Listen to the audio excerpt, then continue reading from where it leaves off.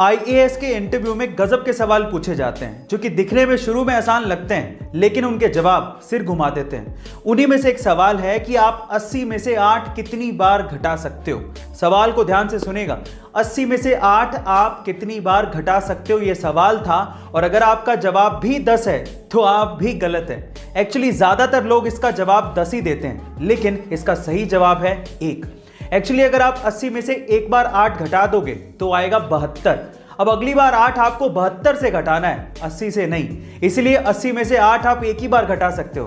Guys, आपको ये interesting सवाल कैसा लगा कमेंट सेक्शन में जरूर लिखिएगा। कभी कभार किसी को कोई चीज फ्री में या किस्मत से या बिना मेहनत के मिल जाती है तो वो उसकी वैल्यू नहीं करता, बाद में वो उसे गवा देता है और फिर पछताता है। उसी में से एक चीज है पैसा, जिसे अगर आप मेहनत से कमाओगे तभी आप उसकी कीमत समझ पाओगे।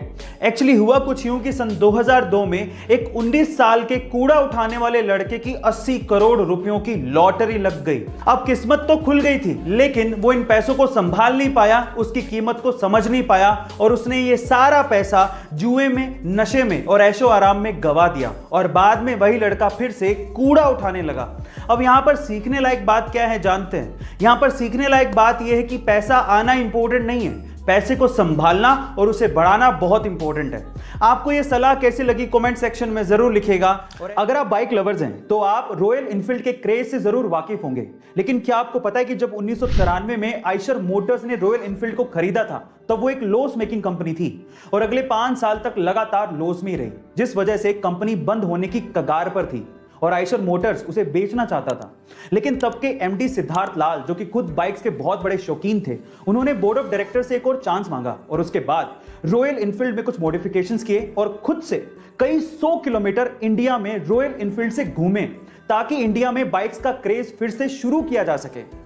और उसी का नतीजा है कि आज royal Enfield mid size bike के सेगमेंट में 96% मार्केट को कैप्चर किए हुए है और इसी वजह से रॉयल एनफील्ड का इतना क्रेज है। गाइस, क्या आपको इसके पहले तक ये अमेजिंग इंफॉर्मेशन पता थी? और अगर नहीं पता थी तो कमेंट सेक्शन में जरूर लिखिएगा।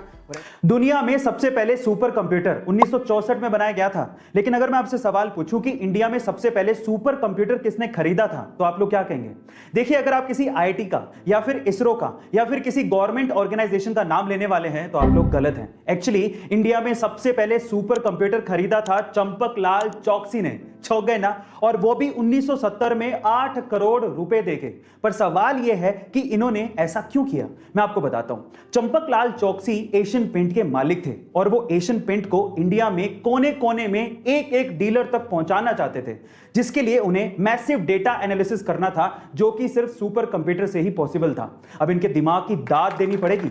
इन्होंने सुपर कंप्यूटर 1970 में खरीदा, तब जब कोई कंप्यूटर का नाम तक ढंग से लेना नहीं जानता था। गाइस, क्या आपको इसके पहले तक की इंफॉर्मेशन पता थी? और अगर नहीं तो कमेंट सेक्शन में जरूर लिखिएगा। और ऐसे अमेजिंग वीडियोस के लिए शेयर, सब्सक्राइब एंड लाइक। मिलता है अगली वीडियो में।